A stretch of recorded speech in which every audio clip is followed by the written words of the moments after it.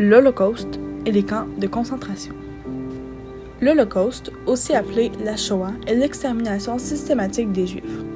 Les camps de concentration ont vu le jour en 1933. L'extermination s'est déroulée de 1933 à 1945. Par contre, le racisme a commencé bien avant cela. En effet, depuis des milliers d'années, les Juifs sont considérés comme étant des êtres inférieurs. Les Juifs descendants de Joseph se font soumettre à l'esclavage par les pharaons alors qu'ils habitent l'Égypte. Ils s'enfuient et traversent la mer Rouge avec comme seul guide Moïse. C'est après 40 ans d'errance dans le désert qu'ils prennent refuge en terre promise, une région qu'ils nomment Judée. Malheureusement, Judée est rasée par les Babyloniens et la population juive de Judée est alors déportée à Babylone. Les Juifs réussissent à revenir sur leur terre, mais seulement pour se faire vaincre par Rome des siècles plus tard. L'Allemagne a perdu la Première Guerre mondiale. Le pays traverse alors une importante crise économique et politique. En moins de 6 ans, le parti nazi voté augmente de 2,63% à 92,11%. C'est donc facile pour les nazis de monter au pouvoir face à cette instabilité en 1933. Depuis 1920, il déclare que les Juifs sont des sous-hommes et qu'il faut les exterminer. Il influence la population allemande au racisme des Juifs. Hitler fut détenu en prison de 1924 à 1925. Il prend ce temps pour lire des ouvrages sur les idéologies de la guerre. Il en profite pour écrire son propre livre, Mon combat.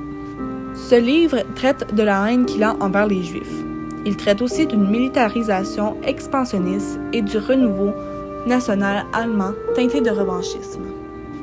Il interdit aux Juifs de travailler, d'aller à l'école, de circuler librement et il oblige les Juifs à porter une étoile sur leurs vêtements pour les différencier des Allemands. Cette étoile est l'étoile de David. Elle différencie les Juifs aux Allemands durant la Deuxième Guerre mondiale.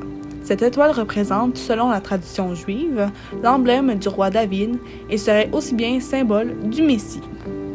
Les principaux camps de concentration sont Chełmno, Belzec, Sobibor, Treblinka, Auschwitz, Birkenau et Majdanek.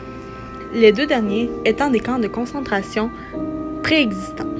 Hitler et les nazis rendent les Juifs responsables des problèmes de l'Allemagne, dont la défaite de la Première Guerre mondiale. Hitler évoque des théories scientifiques qui prouveraient la supériorité de la race aryenne germano-nordique. Il a dit « Seuls les citoyens bénéficient des droits civiques.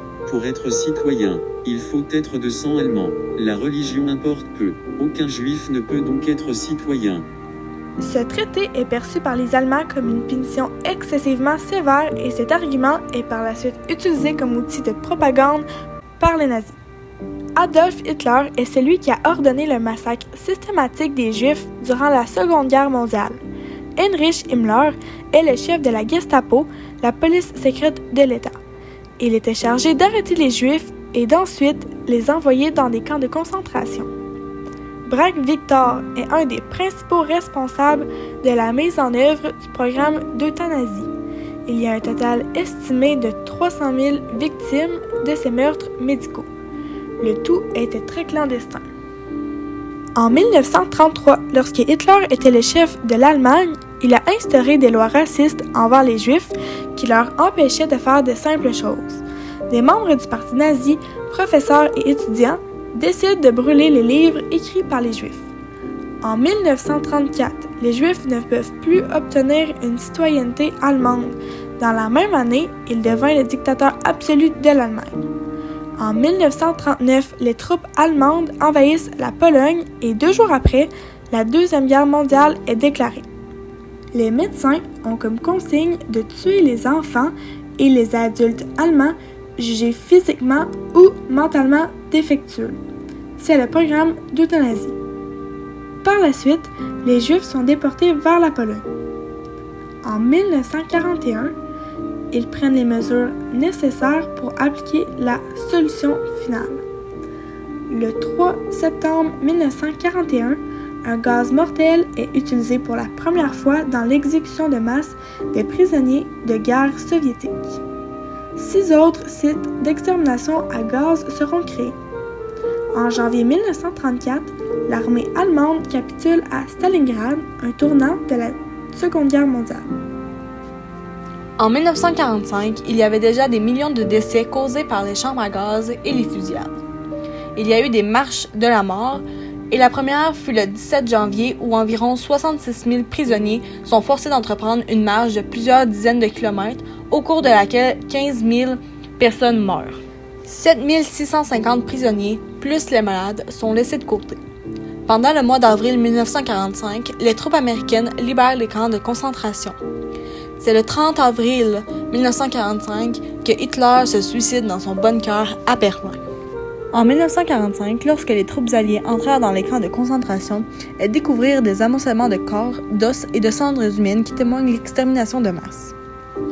Les soldats trouvèrent également des milliers de survivants, juifs et non-juifs, souffrant de famine et de maladies. Au total, environ 80 000 Allemands et plusieurs dizaines de milliers de collaborateurs locaux ont été accusés de crimes contre l'humanité. En Pologne, on dénombre 40 000 personnes qui ont agi de la même façon que les Allemands. Après l'atrocité des camps de concentration, les générations futures se souviendront de ceux qui ont péri sous le Troisième Reich. Nous nous remémorons ces personnes en évitant la reproduction du totalitarisme raciste. Auschwitz, Majdanek, Dachau et le Struthof sont désormais des lieux de mémoire et de pédagogie. De plus, le 27 janvier est la journée nationale de la commémoration de l'Holocauste. Durant la Seconde Guerre mondiale, seulement dans les camps de concentration et les camps d'extermination, on compte 7 millions de morts. On dénombre plus de 5 millions de juifs, les 2 millions qu'il reste étant des handicapés, des homosexuels, des noirs, des tziganes, des communistes et plus encore. L'extermination élimine environ 67% de la population juive en Europe.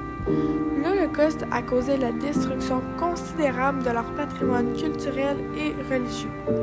Ils ont subi beaucoup de traumatismes, ont été exposés à d'énormes charges de travail et ont été victimes d'esclavage. Ils ont été cibles de racisme et cibles de famine. L'événement a apporté beaucoup de maladies. Et derrière chacun de ces chiffres, il y a une personne dont les espoirs et les rêves ont été détruits.